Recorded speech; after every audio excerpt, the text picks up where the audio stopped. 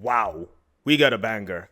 Gachiakuta chapter 143, in my opinion, one of the best chapters of the year. This was a crazy chapter. And oh my god, where do I even start? We got to see the Adawari brothers and their vital instruments. We got major lore and information about the cleaners. And we even got to see Maimu spaz out and twig out. There's a lot to unpack in this chapter, and I really don't want to waste any time, so let's go straight into it. But don't forget to like and subscribe. Before we actually get into the chapter, I gotta get something off of my chest. One Piece, I know y'all been going crazy, like we saw the major review that just happened, and I haven't heard Kagurabachi been going crazy, but I'm here to say that Gachiakuta been going crazy too. Nobody been hyping out and tweaking out for Gachiakuta chapters, and if no one's gonna do it, I'm taking it upon myself to do it. We've been getting bangers upon bangers and bangers, and nobody is mentioning anything. Bro, we're getting peak chapters, peak after peak after peak after peak. So One Piece and Kagurabachi, I know y'all are going crazy, but we also going crazy over here in Gachiakuta too. I had to get that off my chest, but let's talk about the chapter. One thing I didn't actually realize that I'd ever talk about when it comes to a Gachiakuta chapter is the cover page. And if you look at the cover page in chapter 143, it's actually a continuation of the cover page in chapter 139. In chapter 139, we actually got to see this guy with some tattoos on his hand with a bunch of kids in front of him, and there was a huge clock there that pointed to the time 6:05. And when that came out, I wasn't really sure like what to take from that. Basically, I didn't know what to pick up from that because I was kind of confused. It just looked like a bunch of kids put in an orphanage or somewhere. But now in chapter 149, we actually see that same kid, and it's actually like he's running away, like he escaped from where he was. At the time now in that cover page is 6:42 or 6:43. This is very important because if you actually look at the cover page, this kid is in the same town that the Doll Festival is being held at. Like, look at the covering at the side. It's the same covering that we've seen in the Doll Festival. So just who exactly is this kid and why is it important? I initially thought it was the Choker Maker, but I realized that the Choker Maker is nowhere near Maimo. So it can't be the Choker Maker. So this kid has to be an entirely new character, and I feel like it's important in the story. I don't know what to expect or who he is, but he's probably going to meet up with Ruda and the other cleaners, and yeah, we're going to get some more context to that. But interesting, very interesting stuff. The cover page of Gachiakuta is actually taking a front seat and being important in what's going on in the current story. It reminds me of that time One Piece when Kuzan and Vanoga invaded Whole Cake Island at the cover page while Blackbeard was fighting Law. It was going on simultaneously at the same time. I think that was the first time that happened in One Piece. This thing with the cover page is also going on simultaneously at the same time. So I really want to know who this kid is and how important he is and what he's gonna mean to the story. Now, the actual chapters. The Adawari brothers get reviewed. The name of the older brother is Otsu, and the name of the younger brother is Epilates. And they're in Team Danger of the Cleaners. And I must say, their design is actually pretty cool. Like, they look really cool. Funny enough, what we actually saw in the previous chapters, that wasn't actually them at all. It was just a bunch of toys that they were handling. And yeah, we're gonna talk about that later, but let's keep on going with this chapter. Maimo is just scum. He's just like, oh, infighting is the best form of entertainment. It's like, bruh, this nigga is twisted. Like, he's so twisted, and he's actually shaping up to be a really good villain. But yeah, Maimo's just doing Maimo stuff. We then go into a flashback with Zanka, Fulu, Engine, and Rudo. And I don't know, maybe they were doing some sort of sparring because we see Fulu and he has 0 HP near him. Hey, I gotta say something. Kay was actually be a huge gamer. She always puts gaming references to the story of Gachiakuta because she put that 0 HP over Fulu. She just loves herself a gaming reference, and it's just always so nice to see. I think she's a gamer. I want to know what type of game she be playing, but she's definitely a gamer. But yeah, Rudo basically asked about Team Danger and what exactly they are. And funny enough, Zanka and Engine are just like solitary, and they say it at the same time, and Zanka actually points out that we say it at the same time. We then get to find out what Team Danger actually is. Bruh, Team Danger is where all of the misfits, hood rats, and all the worst members of the cleaners are. These guys just put them all in the same team. They are not actually even a team. They just all do their own thing. And Zanka basically explains that the way the cleaners are, because the polluted zones are very dangerous and there's no one else, the cleaners actually have to be in a team so that they will help each other and be able to survive in a polluted zone. Which makes sense. Every time we've seen the cleaners, they'll always go into a polluted zone together. No one exclusively goes there by themselves, except Engine. In the very beginning of the story, again, I have to point this out. Engine was chilling in a no man's land by himself in the beginning of the story. I don't know why, but I need to find out why. How? Like, that's extremely dangerous. And what was he doing there? Like, that just gets glossed over, but I'm not gonna allow that to slide. I need to know what you were doing there, Engine. Why were you there in the first place? But I'm getting sidetracked. Zanka then goes on to say that for the members of Team Danger, they can't actually cooperate together, that they can't work together. They actually hold themselves back together if they try to work together. Every member of Team Danger is a solo act.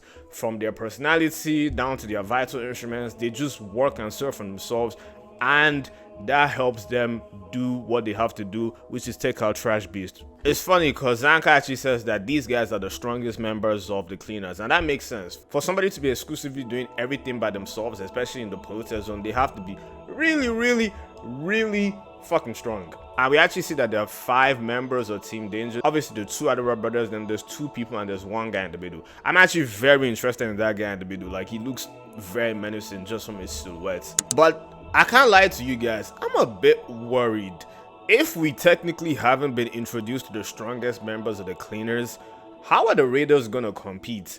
Cause I ain't gonna lie, the Raiders, aside from like Bundus and Jabba, they don't really have anybody else. And I know their goal isn't to take out the Cleaners, but damn, if the Cleaners have people on reserve that are on the level of Engine and Tamsi or higher, like I know that Zodil has a Watchmen series vital instruments, which makes him very strong, if not the strongest person in the series, but damn, everybody else gonna compete. Bundus is nice, I'll give him that. Bundus is pretty good. He was able to hold his own in that Trash Storm arc, but he was even a new member. And Jabba, while Jabba is good, he's cool, like he's actually very dangerous. I don't think like he's the most overwhelming guy. I'm kind of scared because I don't want a power creep to happen when it comes to the Raiders. I feel they need to actually level up and power up compared to the Cleaners now. Because you guys also have to remember, Fu left the Raiders to join the Cleaners. And I'm also joined the Cleaners. So they also even got more powerful. So I feel like the Raiders, they also need to up themselves and get more powerful too. Because they're the main antagonists of the series. And if they're the main antagonists of the series, they have to be able to compete with the protagonists. So yeah, I need to see what they're able to do. Another thing too is that I'm kind of worried about Zanka and Rio, but I'm gonna leave that. Let's continue. Zanka then mentions that the only people in Team Danger that actually work together and do everything together are the twins. Obviously, that makes sense. The Adderall brothers, it was kind of expected that they would work together and do everything together. We then go to the next page and we get a crazy double page spread of these guys' vital instruments. And it's a fucking mech, like a Power Rangers mech. Oh my god, like when I saw this for the first time, I lost my shit. I was like, what the fuck? A Power Rangers mech? Like, how?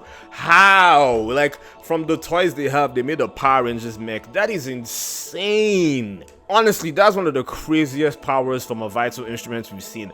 How do you have a fucking mech? How? That is so crazy. A mech? And this shit is like so huge, like it's giants, like it's towering over Ruda and Rio. A fucking mech?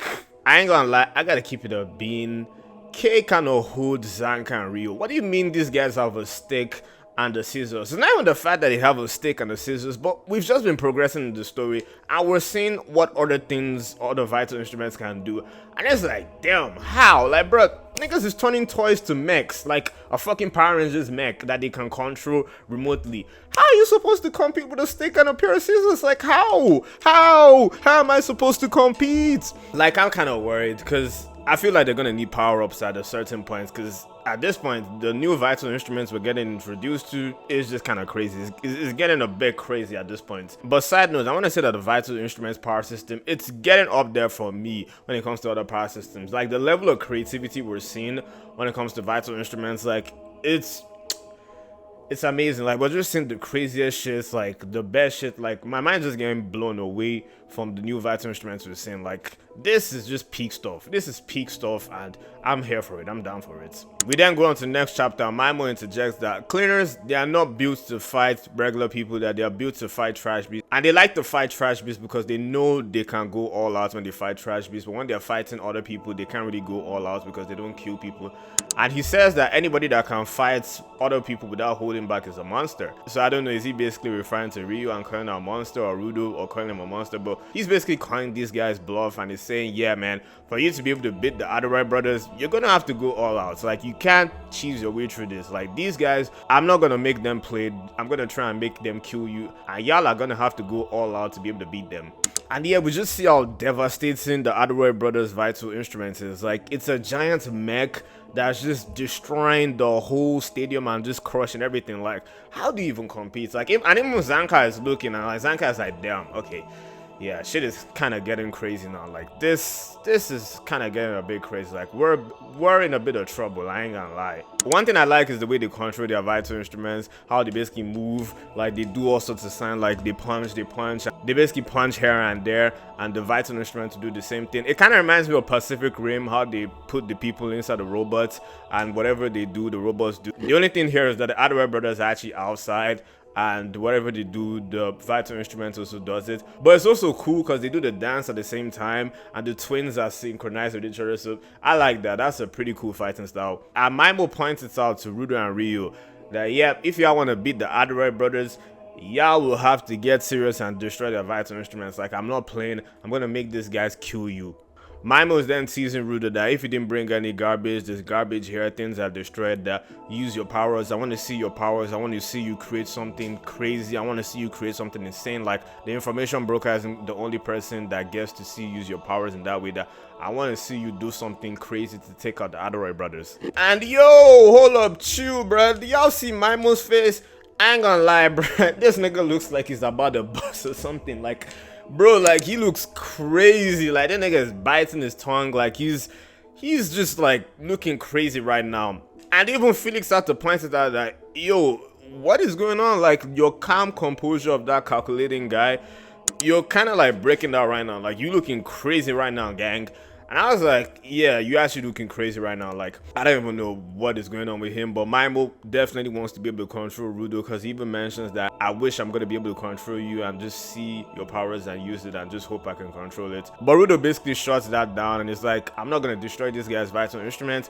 I'm not going to create something big and flashy for you to see. And I'm not going to do what you want, third phase. So piss off.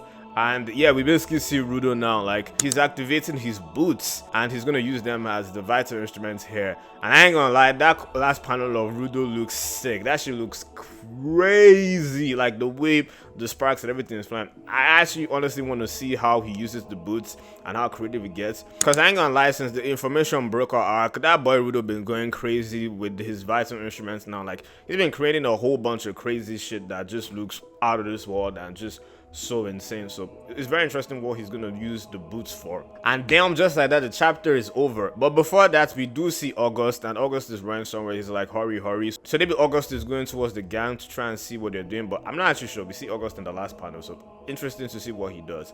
Also, I just want to point something out. August made the outfits for Rudo. So basically, August made the boots, the gloves, everything for Rudo to use right now. So maybe August is running towards Rudo because he wants to see how Rudo will use what he made for him as a vital instrument. So that's just pretty cool to see. But yeah, end of the chapter. Wow, what an amazing chapter. What a crazy chapter. Damn. This chapter feels short, probably because we got 2 double page spreads, but wow, the Adware brothers did not disappoint. We got major lore about the cleaners too. Really, how far is the story of Gachiakuta gonna go? Because I feel like we're just touching the surface. Like, it's a whole gang of the cleaners we haven't seen, and there's still so much to do. We definitely have more than 100 chapters left, even probably more than 150 chapters, because there's a lot of stuff to touch on and go over.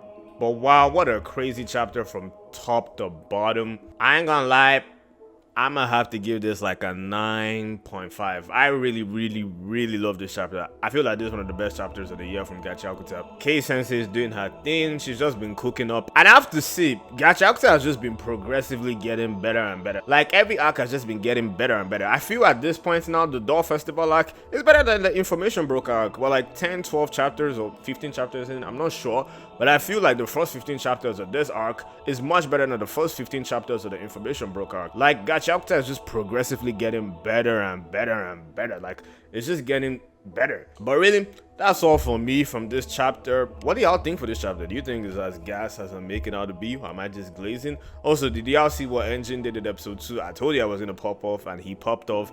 The way they are doing vital instruments in Gachiakuta and the anime in particular, it looks sick as fuck. It looks so good. The colors, everything, like it looks nice as hell. Like we're in for a treat as the season progresses. Oh yeah, and before I leave, I'm actually dropping a video of how strong Engine is later today. So yeah, you definitely want to be tapped into that and watch that when that comes out. But yeah, that's all for me. Peace. Love ya, boys.